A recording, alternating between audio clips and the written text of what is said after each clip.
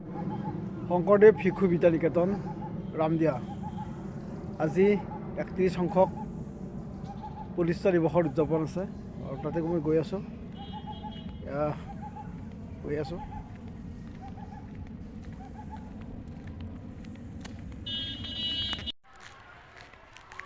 খোজকাঢ়ি আহি আছোঁ নিকেতনলৈ। মোৰ ঘৰৰ পৰা অলপ দূৰত নিকেতনখন আৰু এইখন হৈছে পঞ্চায়ত আৰু শাৰীৰিক ছাত্ৰ ছাত্ৰীৰ শাৰীৰিক প্ৰদৰ্শন আছে, তাকে চাওক। এয়া ৰামদিয়া শংকৰদেৱ শিশু বিদ্যানিকেতন। আজি হৈছে 31 সংখ্যক ৰামদিয়া প্ৰতিষ্ঠা দিৱস। এইটোৰ কাৰণে আমি কাকতে মই আহিছোঁ।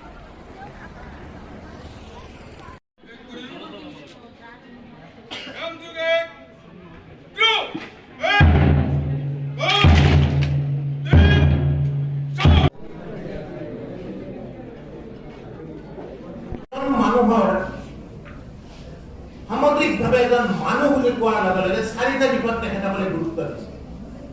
এটা হ'ল মানসিক, এটা হ'ল সামাজিক, এটা হ'ল নৈতিক আৰু এটা হ'ল শাৰীৰিক। আৰু মোৰ যিটো দৃষ্টি, এই শংকৰদেৱ শিশু নিকেতন বা এই ধৰণৰ বিদ্যালয়বিলাকে বৰ্তমান সময়ত মানসিক অৰ্থাৎ বৌদ্ধিক বিকাশ অৰ্থাৎ পাঠ্যক্ৰমৰ যোগেদি বৌদ্ধিক বিকাশৰ লগতে তেওঁলোকে নৈতিক আৰু সামাজিক দৃষ্টিভংগীয়ে শিক্ষাৰ লগত জড়িত ৰাখিছে। আৰু তাতে হ'ল ভাল লগাৰ কথা যে শাৰীৰিক দিশতো সমৃদ্ধ উন্নতকৰণৰ কাৰণে ছাত্ৰ ছাত্ৰীসকলৰ উন্নতকৰণৰ কাৰণে তেখেতসকলে এই শিক্ষানুষ্ঠানৰ ব্যৱস্থা ৰাখিছে। ডাঙৰ গাড়ী থাকিলে ডাঙৰ মানুহ, ওখ বিল্ডিং থাকিলে ডাঙৰ মানুহ, নে সমাজৰ পৰিয়ালৰ কামত এজন ডাঙৰ মানুহ। আচলতে আমাৰ সমাজত ডাঙৰ মানুহৰ যিটো ডেফিনেশ্যন সংজ্ঞা অকণমান ল'ৰা ছোৱালীক ভুল ধৰণে দিয়া হয়। মই এটা কথা খুব কওঁ, যেতিয়া ল'ৰা ছোৱালীক ভালকে পঢ় ডাঙৰ মানুহ হ'ব লাগিব, অমুক দেখিছানে ইমান ডাঙৰ চাকৰি কৰে।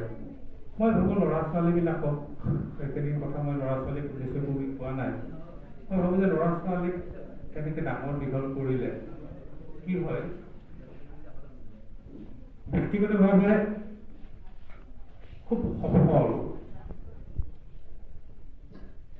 কিন্তু সামাজিকভাৱে অত্যন্ত স্বাৰ্থপৰ প্ৰজন্ম এটা